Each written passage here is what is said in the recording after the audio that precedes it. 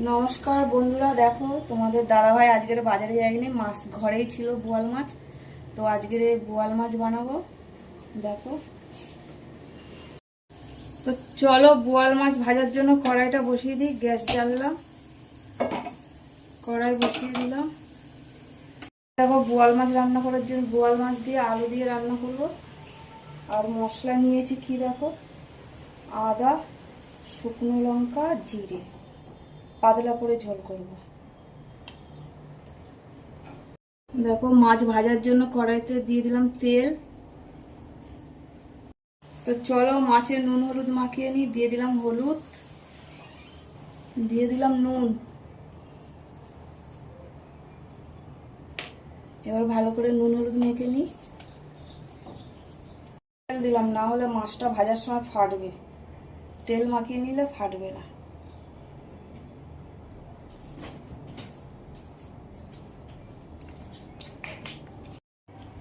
তো দেখো, তেল মাছ ভাজার জন্য তেল কিন্তু গরম হয়ে গেছে। এবার মাছ ছেড়ে দেবো।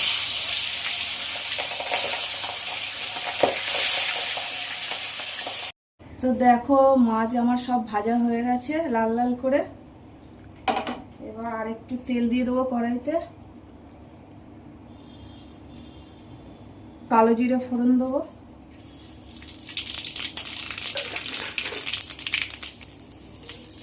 এবার আলুটা দিয়ে দেবো।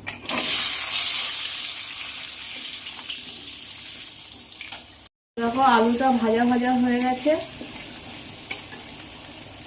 দেবো হলুদ আর দেবো নুন, দেবো কেটে রাখা টমেটো,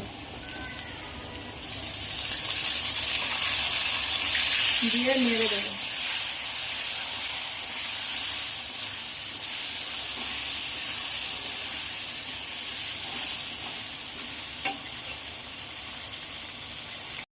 তো দেখো, টমেটো, হলুদ, নুন দিয়ে আলুটা একটু ভাজা ভাজা হয়ে গেছে। এবার ওই মশলাটা দেবো, আদা, জিরে আর শুকনো লঙ্কা বাটা।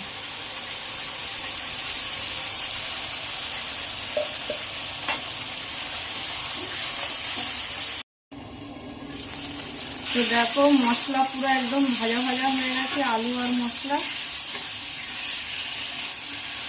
জল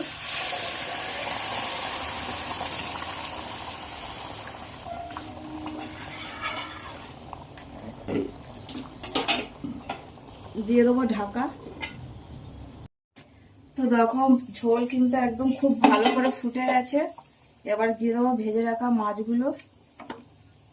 আগে বলেছি ঝোলটা একটু পাতলা হবে।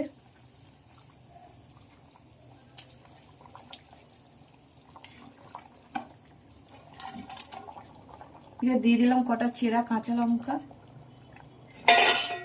আর একটু ঢেকে দেবো।